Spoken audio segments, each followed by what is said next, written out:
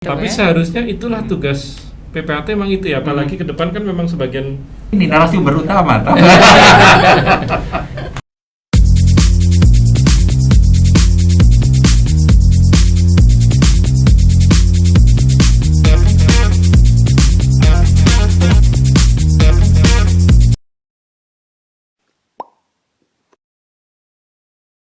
Assalamualaikum warahmatullahi wabarakatuh. Selamat siang Bapak-bapak dan Ibu-ibu semuanya. Selamat datang di Agra Talks, podcast kebanggaan Kanwil BPN Provinsi Aceh. Bukan hanya kata-kata tapi juga aksi nyata. Selamat datang Bapak Ibu sekalian. Di tengah-tengah saya ada Bapak Insinyur Hari Nugroho Sulistianto MM, Ketua Kendali PTSL. Juga ada Bapak Tri Wibisono STMT, Direktur Pengukuran dan Pemetaan Kadastral. Dan ada Ibu Siti Rahma SHMKN PPAT Kabupaten Aceh Besar, juga selaku agen perubahan eksternal ya. Selamat datang Bapak Ibu, dan ada Bapak Kakanwil juga. Dan hari ini spesialnya saya didampingi oleh co-host, ada Daniel di sini. Nanti kita akan bincang-bincang lebih banyak lagi. Sebelumnya terima kasih Bapak Ibu sudah diberikan kesempatan untuk ngobrol-ngobrol lebih banyak lagi. Kali ini temanya mungkin tentang PTSL Lebih ke lebih ke PTSL gitu, karena memang hari ini sesuai cuaca di luar juga cerah, kita banyak mendengar kabar-kabar gembira pada hari ini. Sebelumnya selamat datang di Aceh Pak. Begitu Bapak datang pada hari ini, Bapak langsung mendengar banyak kabar baik. Ya, salah satunya juga karena ranking PTSL kita Pak Kanwil ya berada di peringkat 1 di antara provinsi yang lain. Kita patut berbangga hati, alhamdulillah. Tapi juga hal ini tidak membuat kita harus berpuas diri, karena memang perjalanan kita masih panjang. Ya, bagaimana mungkin Bapak-bapak tanggapannya begitu datang dan disambut dengan berita seperti ini tentang kabar baik dari Aceh? Boleh, silakan ya, Bapak. dari Santai Pak, kita Pak Hari dulu, Pak Hari ya. terima kasih atas kesempatan yang diberikan. Jadi kebetulan saya dengan Pak Tri ini juga memang bagian dari tim monitoring yang berada di grup, salah satunya wilayahnya adalah Aceh, Papua, NTT dan lain-lain. Jadi kami putuskan untuk melihat, dan begitu kami melihat ya kami gembira sekali, karena ekspektasinya untuk PTSL-nya sama dengan ekspektasi kami, sesuai dengan dashboard-nya, tapi kami masih mendapatkan bonus-bonus lain yang banyak hal yang di luar ekspektasi kami, khususnya kaitannya dengan PTSL iya, maupun layanan-layanan lainnya. Iya. Mungkin itu. Mungkin dari Pak Tri. Ya, terima kasih. Saya melengkapi apa yang disampaikan Pak Hari. Salah satu dari tujuan kami ke Aceh adalah memang kami merencanakan, karena di dashboard Aceh ini yang di luar Jawa yang menarik untuk dikunjungi. Iya. Benar. Salah satunya kami akan ingin mendapatkan ya best practice teman-teman Aceh dalam melakukan progres kinerja yang bagus ini. Dan ternyata memang benar apa yang kami dapatkan di sini, apalagi kalau melihat progres K4 yang notabene-nya Aceh itu di luar Jawa yang pertama memposisikan diri, setelah Jawa, atas, gitu Jawa ya? Timur, Iya. Jawa Tengah, sama Jabar, baru Aceh. Ya mungkin sebelumnya ini belum pernah. Belum Pak. pernah. Iya. Dan ini menarik buat Iya. kita untuk supaya best practice dalam menyelesaikan K4 di luar Jawa ini bisa share ya, Iya. atau benchmarking nanti untuk teman-teman yang juga di luar Jawa lainnya. Iya, betul. Dan ini salah satu memang tujuan kita untuk kesini. Di sisi lain ternyata apa yang kami temukan di sini tidak hanya PTSL, tapi juga seperti Redis, kemudian salah satu dari bagian reforma agraria. Iya. Kemudian yang paling terpenting praktis di sini teman-teman juga melakukan untuk zero tunggakan. Iya. Zero tunggakan ini yang juga akan menjadi concern pimpinan-pimpinan di Kementerian ATR BPN, khususnya Bapak Menteri, untuk bisa tidak hanya mengurangi, tapi bagaimana bisa zero menjadi tunggakan solusi, menjadi iya. salah satu solusi bagian yang nantinya menjadi best practice untuk menyelesaikan tunggakan-tunggakan di seluruh Indonesia. Iya, Pak. Ini apalagi kemudian tidak hanya itu saja. Nama Bu Siti ini kami harus sudah Sudah Dan ternyata, nasional, ya. ternyata di sini kita ditemukan Dengan- kemudian iya, ya. iya. Dan ini yang kami harapkan penambahan dari pertemuan tadi. Ada insight yang Iya, lain iya, ya, Pak, ya. Ini akan menarik sekali karena nanti kita ada sesi terkhusus dengan Bu Siti yang memang sudah sangat sering menulis tentang BPN juga. Tapi sedikit Pak, mungkin tadi mengenai zero tunggakan, memang ini menjadi semacam habit kita ya Pak Kanwil ya. Memang sejak dari awal Pak Kanwil sudah menanamkan melalui dari hashtagnya. Jadi kita ada hashtag, ada beberapa, ada di Pamindit, ada zero tunggakan yang terus Pak Kanwil sounding, sehingga ini menjadi habit di tidak hanya di Kanwil tapi juga di sampai ke kantor pertanahan kabupaten kota. Mungkin bisa di-sharingkan sedikit Pak seperti apa dan kenapa ada hashtag zero tunggakan seperti itu Pak? Yang pertama bahwa kantor yang profesional, layanan yang berkelas dunia, itu bukan hanya menyelesaikan program-program strategis nasional, tetapi bagaimana layanan kita itu sampai di masyarakat, sampai di rakyat, dan masyarakat itu menerima layanan itu dengan hati yang gembira. Salah satu hati yang gembira itu adalah bahwa layanan itu pasti biayanya, layanan itu juga pasti waktunya. Dua hal itu. Nah, kalau hampir di seluruh Indonesia kita sudah bisa memastikan berapa biayanya, tetapi sebagian besar dari kita belum bisa memastikan waktunya. Ya. Nah, itu yang harus kita cari. Seperti apa Bapak memandang dashboard itu tidak berkesesuaian dengan fisik, tapi untuk di Aceh ini sendiri kita berhasil membuktikan bahwasanya dashboard itu sesuai dengan fisik Pak ya. Sebagaimana kita memang mendapatkan pagi ini kita ada di peringkat peringkat ke-8 Satker dengan nilai kualitas laporan keuangan terbaik gitu. Ada di 10 besar dan sedangkan capaian fisik kita ada di peringkat 148,81% seperti itu Pak. Apakah memang seperti ini pola kerja kita memang Pak?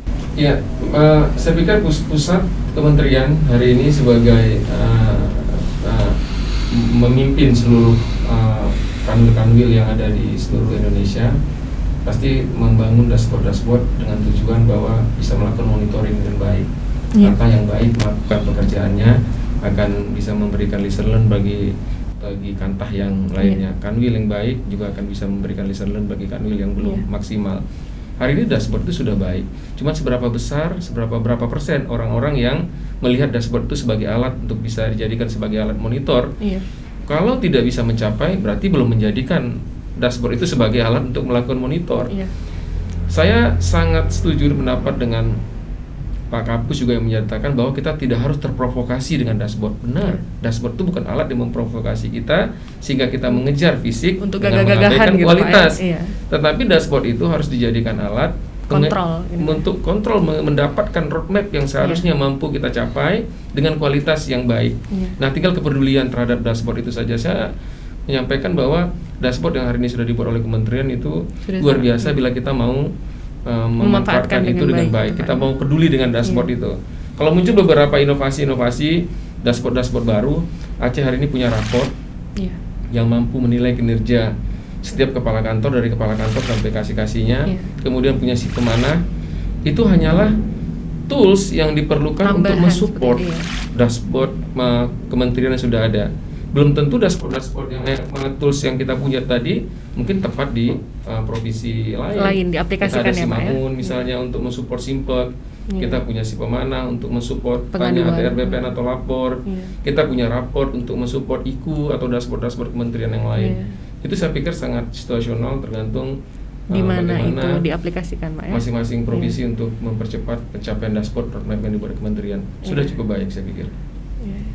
Sudah sangat banyak yang didapatkan dari Pak Kakanwil. Memang terus sejak memang Pak Kakanwil pertama kali bertugas di sini sampai dengan hari ini terus memberikan hal-hal yang baru, hal-hal yang inovatif yang memang sampai hari ini masih terus dirasakan manfaatnya gitu Pak ya.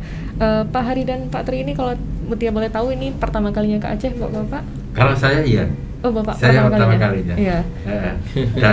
Dan itu kemarin 2 minggu yang lalu kita ke Papua.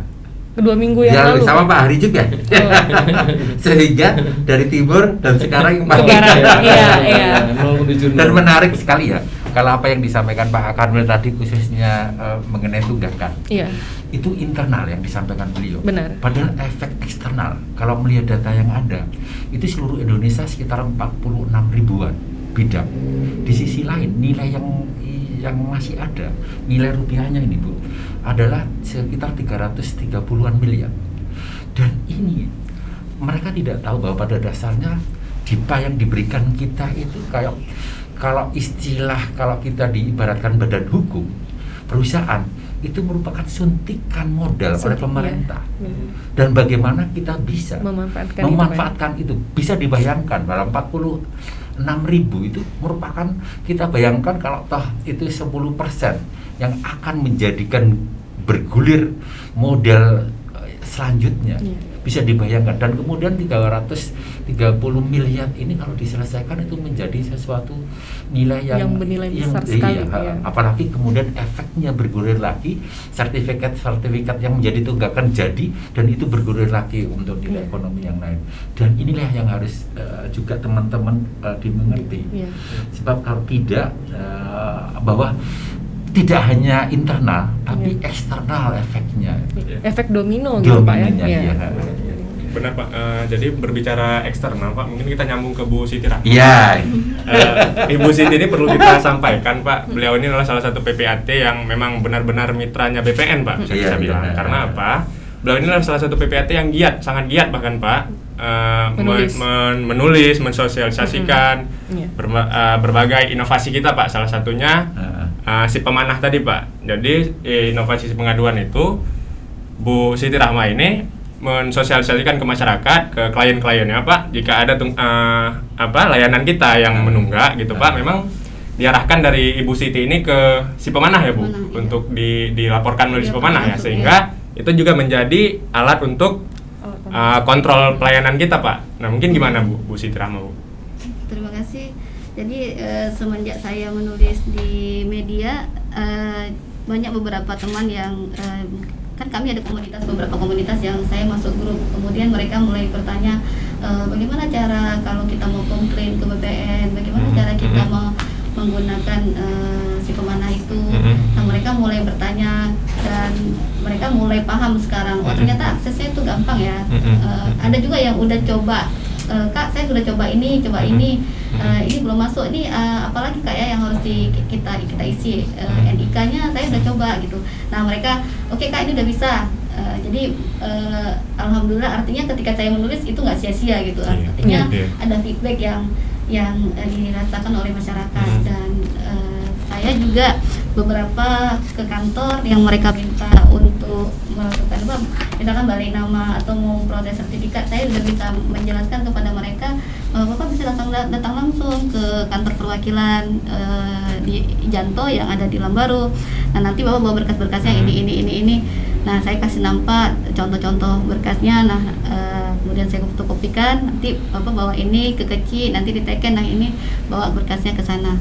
Jadi dengan seperti itu artinya saya juga menulis di media tidak tidak sia-sia gitu. Artinya ternyata itu dibaca. Dan kemarin juga saya kedatangan tamu yang udah cukup tua ya, Bapak itu ketua, kemudian naik beca juga orang tua yang bawa, kemudian dia datang, yang mana namanya Siti Rahma katanya gitu.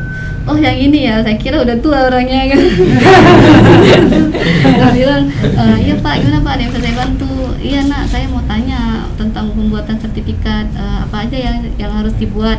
Ini udah lama punya orang tua saya, tapi surat-suratnya udah hilang, kata beliau seperti itu.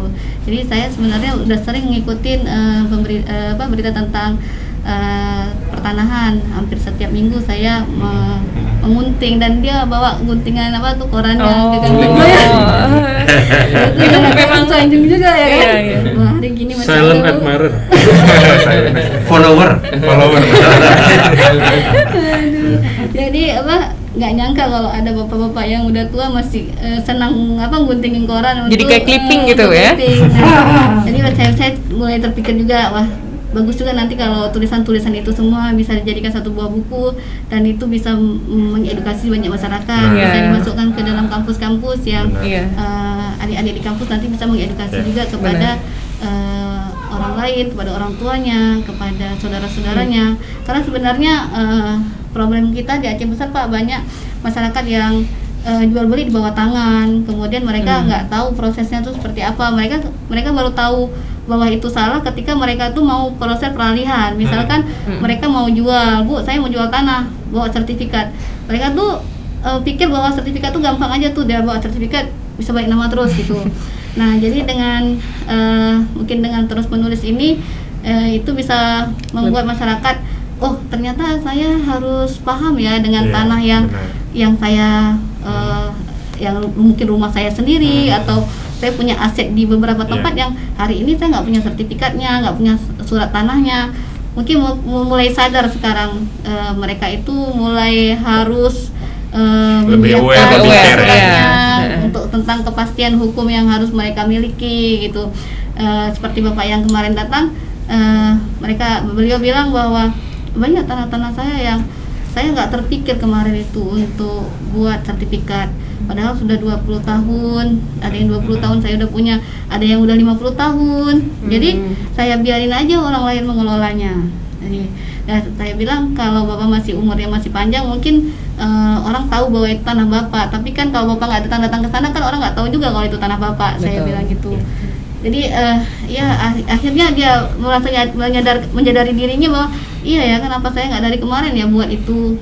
Akhirnya ya kami diskusi banyak hal dan saya bilang wah ternyata Bapak tuan takul juga banyak tanah mana gitu. Tapi sayangnya beliau tidak memiliki legalitas ya. Hari ini tanah, karena kami dulu kalau kami zaman kami dulu, kami itu dari kasih orang tua itu ya udah gitu. Kami paham nggak akan diambil lah nama keluarga kami. Tapi hari ini enggak Pak, hari ini di pengadilan orang tua dengan anak bisa sengketa masalah tanah. Betul. Saya bilang. Kita bisa tidak putus hubungan dengan keluarga gara-gara tanah, saya bilang gitu. Jadi sekarang seperti itu ya kata beliau kan. Mungkin beliau hanya baca di koran ya, tapi mungkin sosial media seperti pemberitaan yang tentang pengadilan, tentang legalitas hukum itu mungkin beliau kurang. Nah, untuk Pak Kanwil Pak, mendengar jawaban Bu Siti Rahma ini Pak, jadi mungkin peran PPAT itu seperti ini Pak yang kita harapkan ya Pak? Iya, lebih banyak lagi Ibu Siti Rahma yang lain gitu Pak ya? Kita sudah ngobrol juga sebelumnya dengan Pak Hari, menyampaikan bahwa Bu Siti Rahma ini sebenarnya bukan harapan kita semua, tapi kalau Indonesia punya yang seperti ini ya Pak Hari ya Pak Tri ya, tentu ini akan lebih memudahkan BPN menyampaikan apa yang menjadi message-nya kepada masyarakat. Kita bisa menyampaikan kepada masyarakat, tapi kepercayaan orang terhadap BPN belum sepenuhnya tumbuh. Tetapi saat eksternal menyampaikan bahwa begini loh BPN sebenarnya, BPN hari ini jauh lebih baik, itu jauh lebih efektif. Ada perspektif lain gitu Pak yang menyampaikan. Saya pikir itu begitu ya Pak Hari ya. Iya, jadi bobotnya kalau kita ngomong diri kita baik, itu kan orang nggak ada yang ini, nggak ada yang, hampir tidak ada orang yang percaya kalau orang mengatakan saya itu orang baik, itu justru malah dipertanyakan kalau saya orang baik. Tapi yang menyatakan diri kita baik atau tidak adalah orang lain. Itu baru nanti bobotnya berbeda. Jadi kami sangat berharap sebetulnya ada banyak pihak yang membantu BPN dalam konteks tadi sosialisasi dan sebagainya. Tapi ini juga pasti datang dari kitanya juga, bahwa kita sudah mulai apa yang diharap, yang tagline-nya Pak Menteri, BPN hari ini lebih baik. Nah itu dampaknya mungkin yang dulunya nggak ada orang lain yang menyuarakan mengenai ATR BPN, sekarang mulai ada. Kemudian yang kedua, bahwa kita punya visi atau nilai-nilai melayani, profesional, terpercaya. Nah itu yang tadi disampaikan oleh Pak Kanwil, bahwa ukuran-ukuran atau kalau di luar kita menyebutnya standar layanan itu punya standar tertentu, ya itu artinya memang kita harus bisa seperti itu. Orang datang ke kita punya kepastian, baik kepastian waktu tadi ya Pak ya, kepastian biaya, kemudian juga dari awal orang sudah tahu, kita juga sudah tahu, termasuk teman-teman PPAT juga tahu, oh ini layanan yang memang nggak akan bisa dilayani BPN karena ini belum lengkap dan sebagainya. Sehingga ada kepastian dan sebagainya. Ini bagian dari karakter kita atau nilai-nilai kita BPN, bahwa melayani profesional, terpercaya. Hanya bisa apabila tadi itu semua tercapai dan tidak ada tunggakan-tunggakan yang makin lama makin besar dan sebagainya. Mungkin itu. Pelan tapi pasti masyarakat sudah mulai teredukasi. Ya. Benar. Satu lagi, sebenarnya di ruangan ini kita ada Pak Kabid 1 ini Pak. Iya, selamat datang Bapak. Pak Kabid pengukuran. Pak Kabid itu beliau adalah Kabid yang memanfaatkan teknologi informasi Pak dalam melaksanakan percepatan pekerjaannya Pak. Nah dari bidang pengukuran ini Pak Kabid 1 menginisiasi aplikasi GoUkur Pak. Nah kita di sharing sedikit Pak Kabid, gimana aplikasinya? Di mana kita bekerja untuk sekarang ini, terutama untuk SDM yang ada di Aceh Pak. Kita melihat kekurangan SDM, tentunya untuk mengimbangi kekurangan SDM agar kita mampu memonitor hampir sebagian besar pekerjaan yang menjadi beban kita itu, tentunya dengan membangun inovasi aplikasi yang nantinya lebih mudah kita mengontrol setiap target yang telah ditetapkan kemudian direalisasikan, sehingga kita mampu juga dengan aplikasi-aplikasi tersebut kita memberikan monitoring dan memberikan juga solusi apabila capaian tersebut menurun atau memang capaiannya menjadi sesuai dengan yang diharapkan. Nah, salah satu aplikasi yang kita bangun adalah GoUkur. GoUkur ini konsepnya seperti Gojek, di mana nantinya seluruh kegiatan pelayanan pengukuran yang hari ini apabila masuk ke dalam permohonan oleh masyarakat ke kantor, kita tidak mempunyai seperti Pak Kanwil sampaikan tadi waktu yang pasti kepada masyarakat. Nah, hari ini dengan kita mengukur performa petugas ukur dari aplikasi GoUkur ini, setiap beban kerja telah dibagi dan mereka mampu mencapai secara prestasinya, maka dia akan mendapatkan pekerjaan selanjutnya. Apabila dia tidak mulai memenuhi persyaratan, maka dia secara sistem akan keluar dari aplikasi itu sendiri. Nah, ini merupakan suatu wadah GoUkur ini yang nantinya ada pihak ketiga yang hari ini sedang kita, mungkin di BPN ada SKB Pak, yang ASK, kemudian mereka masuk dalam sistem ini agar memenuhi kebutuhan dari petugas ukur, tidak hanya berharap dari ASN itu sendiri, tetapi juga ada pihak ketiga yang sudah standar dan mampu mengerjakan pekerjaan sesuai dengan SOP yang ada di BPN. Apabila tidak mampu dikerjakan, saya sampaikan tadi, dia secara sistem keluar dari sistem kegiatan survei pengukuran dan pemetaan. Dan hal inilah kita memberikan kepastian kepada masyarakat waktu. Kemudian setiap berkas yang masuk untuk layanan pengukuran itu secara data itu sudah memenuhi standar, sehingga begitu masuk ke loket dia sudah ada kepastian letak, bentuk dan luas, sehingga proses pelayanan pendaftaran bisa berjalan dengan baik. Ini juga salah satu untuk mengurangi tunggakan juga di Aceh dengan solusi-solusi memamerkan aplikasi inovasi ini Pak. Demikian Pak. Dari Pak Kamil ada yang mau ditambahkan Pak? Iya Pak. Ya, saya selalu menyampaikan kepada jajaran kita, termasuk kepada para kabit, bahwa apapun inovasi yang dilakukan itu adalah harus menjadi alat yang memang secara konkretnya itu memang menurunkan apa yang diharapkan. Nah, sampai beraplikasi, tapi realisasi terhadap dampak terhadap tunggakan itu juga harus bernilai guna. Harus bernilai guna. Dampak itu memang harus langsung gitu. Sehingga dari dampak langsung itu tentunya hari ini pimpinan yang ada di pusat di kementerian seperti Pak Direktur ini yang datang, kita punya aplikasi. Benar nggak aplikasi itu berdampak langsung terhadap ini? Tentunya ini yang perlu kita dengar dari Pak Direktur, bahwa benar nggak itu. Dan kalau memang itu berdampak langsung, tentunya ini bisa kembangkan lebih lanjut di kementerian sehingga bisa bermanfaat di tempat-tempat lain. Karena berbeda-beda nih. Betul. Kita di Aceh jumlah layanannya yang paling besar sekian, di tempat lain sekian. Kemudian pemetaan di satu daerah ini mungkin sudah baik, di tempat lain belum baik. Saya pikir harus ada feedback itu gitu. Dan hari ini kita optimis lah bahwa karena memang kita menyampaikan bahwa tujuannya adalah goalnya adalah pelayanan, maka aplikasi yang dibuat ini bukan untuk gagah-gagahan, tetapi memang untuk mempercepat layanan itu. Saya pikir demikian. Ya Pak Dire? Iya, iya. Saya tambahkan ya.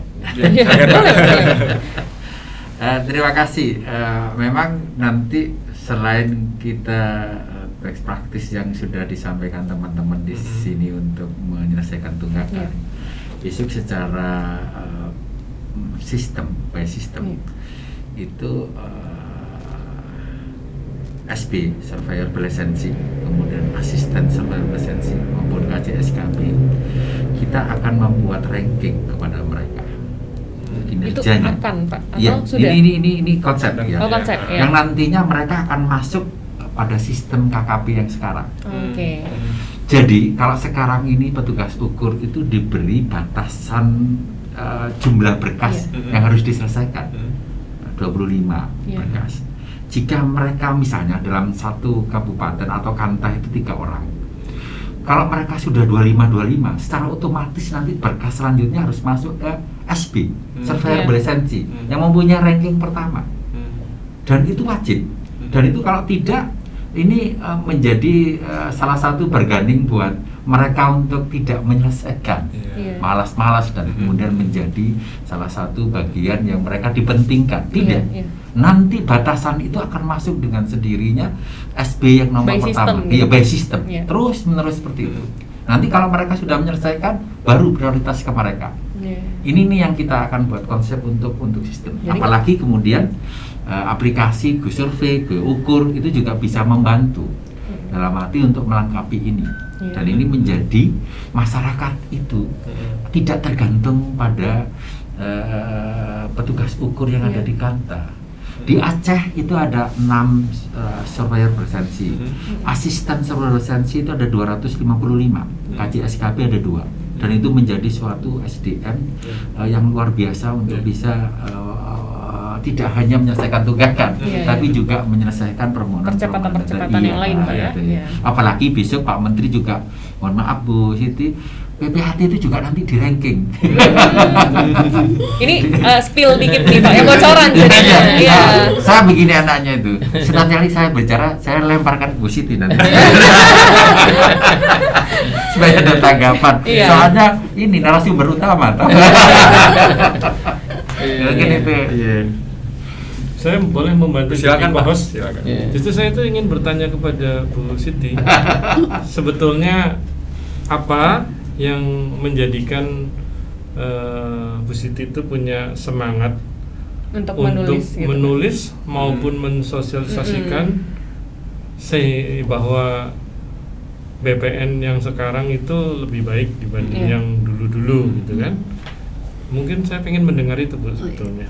Terima kasih Pak. Jadi saya kohos. Terima kasih sudah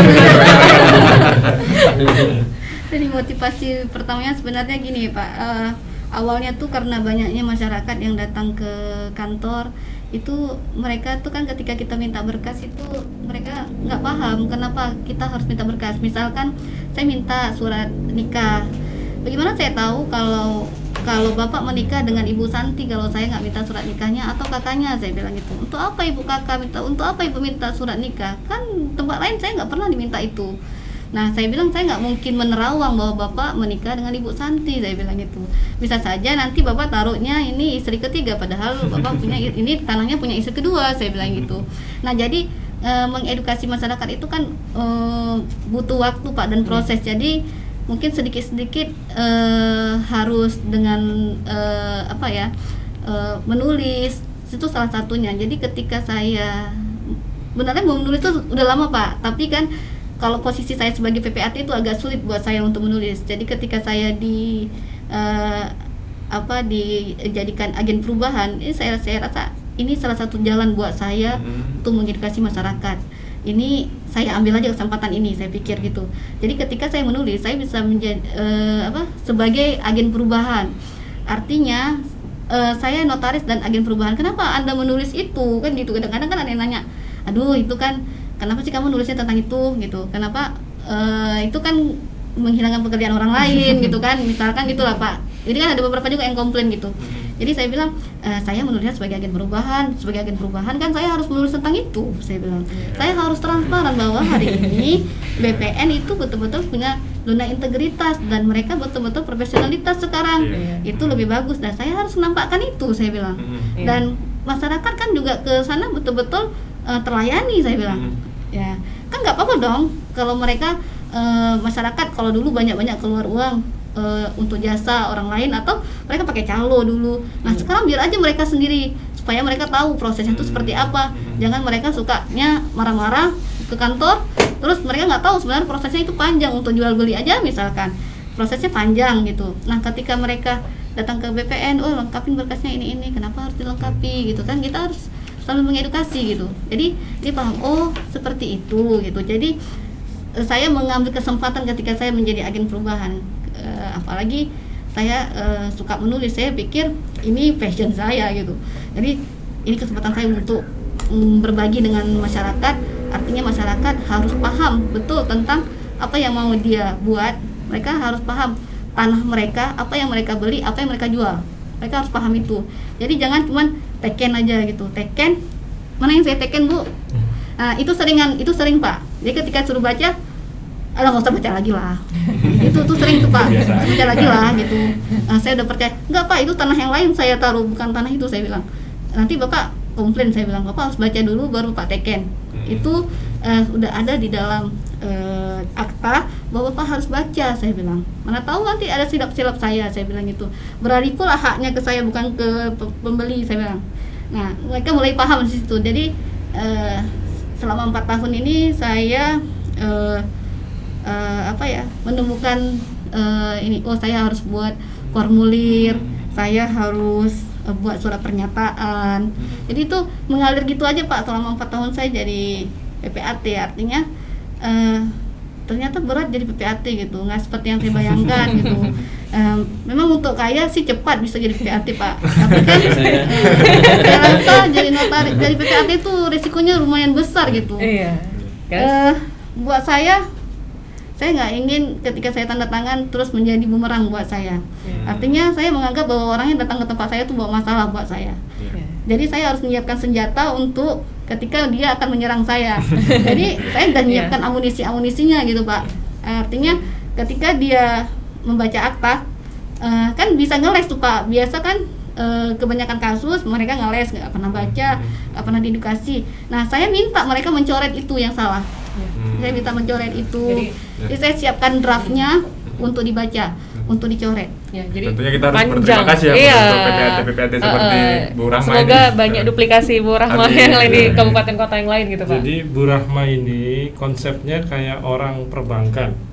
Kalau orang mau datang pinjam uang, harus dipastikan dia bisa mengembalikan. Makanya butuh jaminan. Kalau Bu Siti kan melihatnya ini ada legal risk yang di Bu Siti, sehingga itu harus bisa dimitigasi dari awal.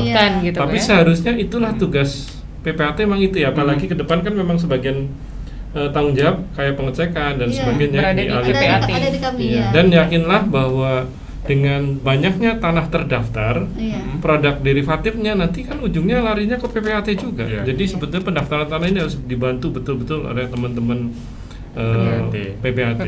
Ya sebenarnya Pak, kalau kami bermasalah, BPN bermasalah, kami bermasalah. Sebenarnya itu saling, itu dua yang susah dipisahkan sebenarnya. Jadi saya pikir kenapa harus bersinergi. Betul. Kami kan SK kami dari kementerian, kemudian kami juga disumpah oleh kakan waktu itu kan Pak. Jadi saya pikir itu orang tua kami gitu. Ketika nanti kami bermasalah pasti itu seiring sejalan akan jadi turut tergugat dalam pengadilan. Ya kalau misalkan nggak bapaknya anaknya, nggak anaknya bapaknya gitu ya Pak. Pokoknya tuh saling sering sama lah Pak. Jadi maunya sama-samanya tuh dalam jangan di pengadilan gitu. Ibu kan istilah kalau seperti itu agen perubahan dan memberikan edukasi. Ada juga yang mungkin perspektifnya negatif ya. Resistensi yang bagaimana yang Ibu terima bagi mereka-mereka yang negatif? Artinya seperti yang Ibu katakan tadi, ini bagianku kok diomongin nanti ya istilahnya calo-calo yang notabene-nya selama ini mendiamkan ketidakberdayaan masyarakat terhadap informasi yang benar. Itu ada enggak yang selama ini seperti itu? Dan bagaimana Ibu untuk menanggapinya? Ya ada juga gini, saya kan mereka bilang gini, aduh Rahma tuh kamu nulis koran itu bikin kerjaan kami nggak ada aja kamu. Semua orang gara-gara kamu nulis langsung ke PPN. Iya. Kalau bilang lagi pada kantor. Dimusuhin. Resistansi yang luar biasa itu. Dimusuhin nggak Bu sama teman-teman yang lain?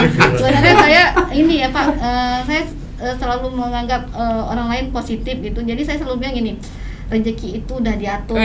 Positive vibes gitu nih. Jangan pernah takut, rezeki nggak akan tertukar dengan minallah ya Bu, saya minallah ya. Artinya jangan pernah takut dengan rezeki itu. Mungkin dengan orang-orang datang ke BPN, mungkin nanti dia akan beli lagi yang baru, yang lain lagi. Mungkin nanti kamu dapat lagi bagian yang lain, saya bilang gitu. Atau mungkin kamu dapat rezeki yang lain lagi, saya bilang gitu. Mungkin ini developernya, saya bilang gitu.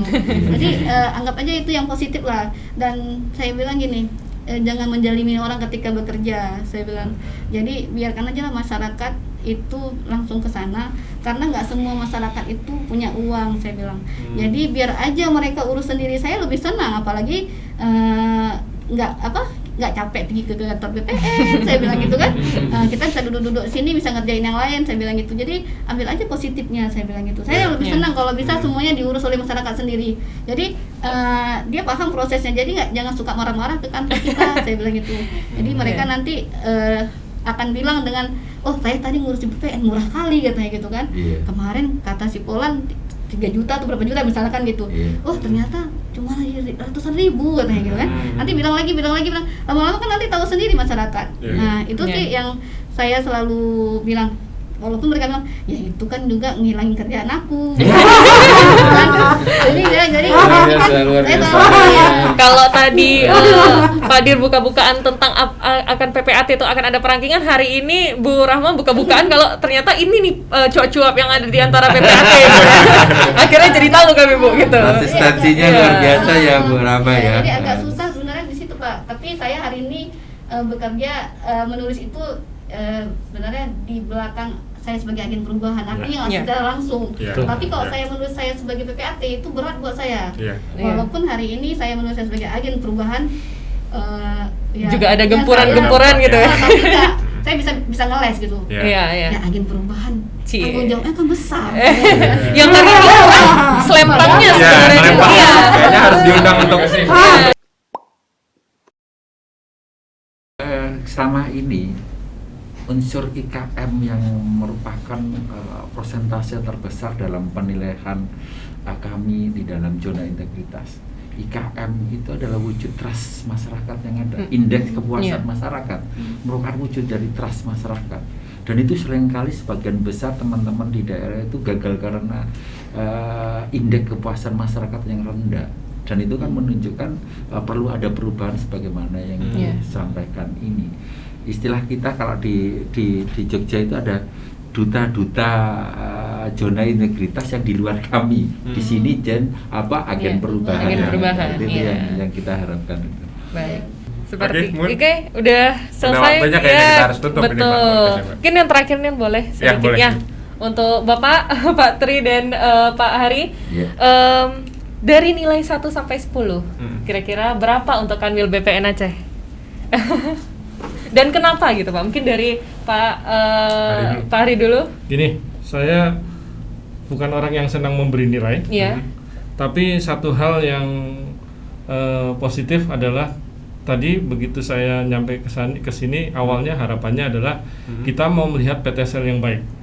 Tapi ternyata kita menjumpai tadi seperti Pak Tri sampaikan itu perbaikan terhadap terhadap jumlah tunggakan, ada menuju ke 0, menuju zero tunggakan. Itu yang pertama. Kemudian kita menjumpai juga redis yang berjalan dengan baik.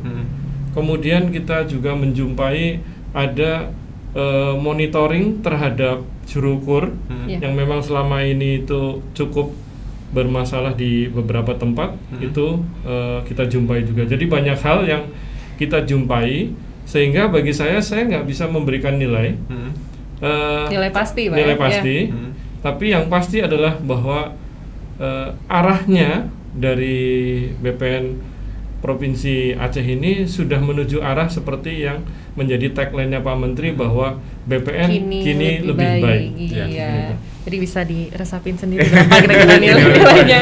Boleh Bapak lanjutkan? Kalau setiap kali penilaian di Rakernas itu itu biasanya terbaik pertama. Iya. Saat ini Aceh memposisikan terbaik pertama, Iya. tapi bukan berarti nanti dalam konteks terbaik pertama ini harus dijaga. Iya. Dalam arti konsistennya, Iya. supaya yang tadi yang kita lihat, kita dapat dari feedback dari teman-teman, ini terus terjaga sampai akhir tahun. Iya. Yang kita harapkan nanti di dalam penilaian, karena setiap rakernas itu pasti ada piagam yang terbaik, yang pertama, kedua, ketiga, dan sebagainya.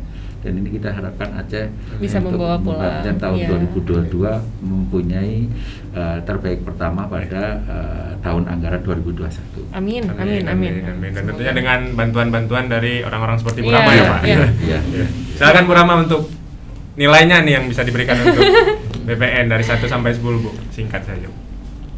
Saya melihat BPN hari ini udah sangat baik. Kalau angkanya berapa Bu? 10 Bu?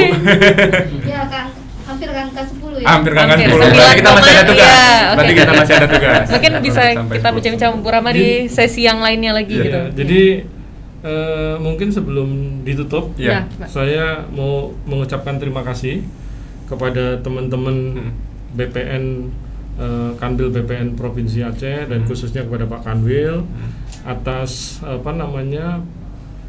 pimpinannya selama ini, karena BPN Aceh dengan kerja kerasnya teman-teman yang sebelumnya cukup sering kali tertinggal dalam banyak Iya. aspek, sekarang jauh lebih baik. Iya. Jadi Alhamdulillah. artinya ini bisa juga menjadi contoh di tempat lain bahwa siapapun kalau mau menjadi lebih baik pasti bisa. Iya, Iya. benar.